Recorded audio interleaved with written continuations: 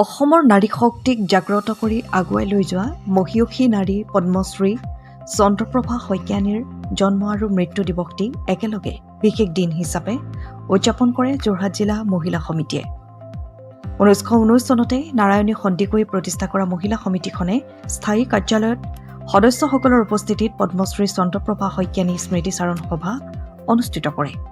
অনুষ্ঠানটিত মহিলাসকলৰ দ্বাৰা সংগীত পৰিৱেশন কৰাৰ লগতে যোৰহাটৰ বিশিষ্ট সমাজসেৱিকা তথা প্ৰকৃতিপ্ৰেমী চৰাই ভালপোৱা শান্তা শৰ্মাক এই পবিত্ৰ দিনটোত বিশেষ সন্মান প্ৰদান কৰা হয়। বিশিষ্ট ব্যক্তি হিচাপে উপস্থিত থাকি ভাষণ প্ৰসংগত তেখেতে কয় যে নাৰী হৈছে সমাজৰ ধৰণী স্বৰূপ, নাৰীয়ে সকলো কৰিব পাৰে। সভাগৃহত উপস্থিত মহিলাসকলক তেখেতে ভাষণৰ জৰিয়তে উৎসাহ প্ৰদান কৰে।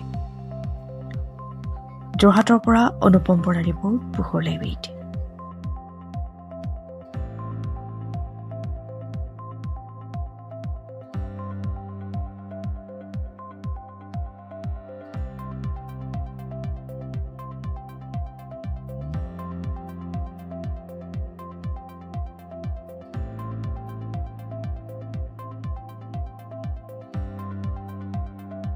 নাৰীয়ে এখন সমাজৰ ধৰণী স্বৰূপ একচুৱেলি, কিন্তু আমাৰ বহুতৰ এইটোৱে ভাৱ হয় যে মহিলাসকলে একো নোৱাৰে, কিন্তু নোৱাৰে শব্দটো নহয়, মহিলাই কৰিম বুলি ভাবিলে বহুত কামেই কৰিব পাৰে, সেইটো কথা একচুৱেলি। কিন্তু ময়ো আজি মোৰ মাটি নাই, মোৰ ঘৰ নাই, মোৰ চাকৰি নাই, এই বুলি কান্দি কাটি বহি থাকিলে মোৰ একো নহ'লহেঁতেন। কিন্তু মই সকলো কামতে পাৰিম, মই কিয় নোৱাৰিম, সেইদে বুলিও ওলাই আহিলোঁ কাৰণে আজি পুৰুষৰ সমানেই মই প্ৰতিটো কাম আজি সমাজত কৰি যাব পাৰিছোঁ। সেয়ে মই আজি মহিলাসকলক উৎসাহ দিবৰ বাবে মতা কাৰণে, নিমন্ত্ৰণ কৰাৰ কাৰণে অতি আনন্দিত, যাতে আমাৰ মহিলাসকলেও সোমাই থাকিব নালাগে বা এটা চাকৰি আছে বুলিয়ে বহি থাকিব নালাগে। আমাৰ তাৰ বাহিৰেও বহুতো কাম আছে, সেইবিলাকতো আমি আগবাঢ়িব লাগে। আচলতে মই সৰুৰে পৰাই চৰাই ভাল পাওঁ। সেই চৰাই পিছে পিছে ঘূৰি ঘূৰি এটা সময়ত মই গোটেই নৰ্থ ইষ্টেই ঘূৰি ফুৰিছিলোঁ। তাৰপিছত মই চৰাইৰ ওপৰতে ইখনৰ পিছত সিখন কিতাপ লিখিবলৈ ল'লোঁ। ডক্টৰ ছেলিম আলিৰ তলতে বম্বে নেচাৰেল হিষ্ট্ৰী ছ'চাইটিৰ আণ্ডাৰত মই ডক্টৰেটটো ল'ব খুজিও ল'ব নোৱাৰিলোঁ। মোৰ হঠাতে বিয়াখন হৈ গ'ল, আৰু তাৰপিছত আৰু ল'বলৈ মানুহজন তাৰপিছত বেছি দিন নাথাকিলে, সেইবাবে মোৰ ডক্টৰেটটো থাকি গ'ল।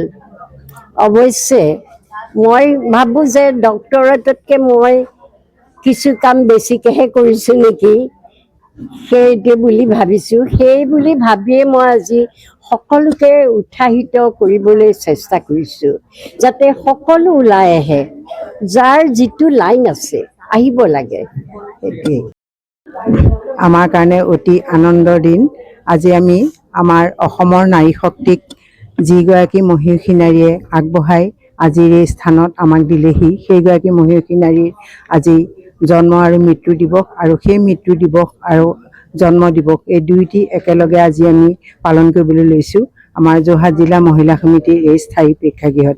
আমাৰ যোৰহাট জিলা মহিলা সমিতি 1919 চনতে জন্ম এটি অনুষ্ঠান। এই অনুষ্ঠান প্ৰাদেশিক মহিলা সমিতিৰ অন্তৰ্ভুক্ত, আৰু এই অনুষ্ঠানটিৰ প্ৰথম বন্দিগছি জ্বলাইছিলে আমাৰ সকলোৰে চিনাকি পৰিচিত স্বনামধন্য ৰাধাকান্ত সন্দিকৈদেৱৰ সুযোগ্য পত্নী নাৰায়ণী সন্দিকৈ ডাঙৰীয়ানীয়ে।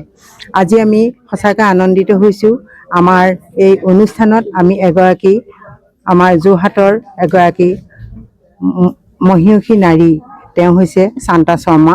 তেওঁ প্ৰকৃতিৰ লগত সদায় লাগি আছে, আৰু তেওঁ যিটো বিষয় তেওঁ জীৱনত তেওঁ সাফল্যমণ্ডিত হ'বলৈ সক্ষম হৈছে, সেই বিষয়টিৰ ওপৰত তেওঁ অধ্যয়ন কৰিছে, আৰু তেওঁ আমাৰ নাৰী সমাজকো লগতে তেওঁ উৎসাহিত কৰিছে।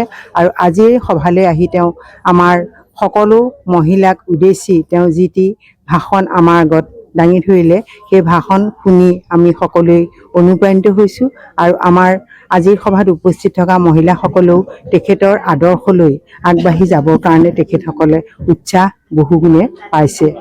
আৰু আজিৰ এই সভালৈ যিসকল আমাৰ সন্মানীয় সদস্যা আহিছে সেই সকলোকে মই স্বাগতম জনাইছোঁ। কাৰণ আজিৰ এই দিনটোত, এই পবিত্ৰ দিনটোত তেখেতসকলে আহি আমাক উৎসাহিত কৰিছে আৰু আমাৰ এই সভাখনি সাফল্যমণ্ডিত কৰাত তেখেতসকলে সহায় কৰিলে। পুনৰবাৰ মই তেখেতসকলক ধন্যবাদ জনাইছোঁ। লগতে আপোনালোক সকলোকে মই ধন্যবাদ আৰু আন্তৰিক অভিনন্দন জনাইছোঁ। যোৰহাটৰ জেবি ৰোডত অৱস্থিত জ্যোতিষ্মান ড্ৰাগছ।